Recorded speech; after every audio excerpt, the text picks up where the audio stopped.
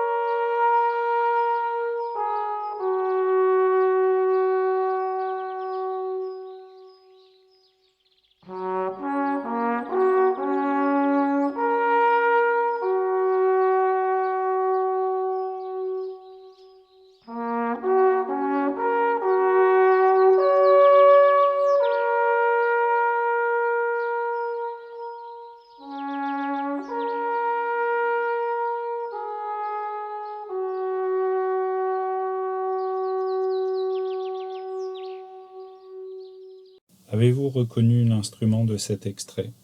Il s'agit du cor, et précisément du cor des Alpes. C'est un instrument curieux. C'est un simple tuyau conique, évasé, qui peut mesurer jusqu'à 4 mètres de long. Il est muni d'une embouchure et d'un pavillon. Sa très grande taille et sa puissance en font un instrument joué en plein air. Donc ça, c'est les photos que vous pouvez voir. Dans l'extrait, il n'y a pas que le jeu du corps. On entend aussi des gazouillis d'oiseaux qui montrent qu'on est bien en extérieur. Alors d'un point de vue technique, en variant la vitesse de vibration des lèvres, le corniste obtient des notes de hauteur différentes, appelées sons harmoniques. Cette technique est utilisée par tous les instruments de la famille des cuivres. Donc c'est pour la trompette, le trombone, le cor et le tuba. Et en jouant avec la pression du souffle et la tension des lèvres, il est possible d'obtenir une dizaine de notes de hauteurs différentes. Ces notes sont appelées harmoniques, le son le plus grave étant le fondamental.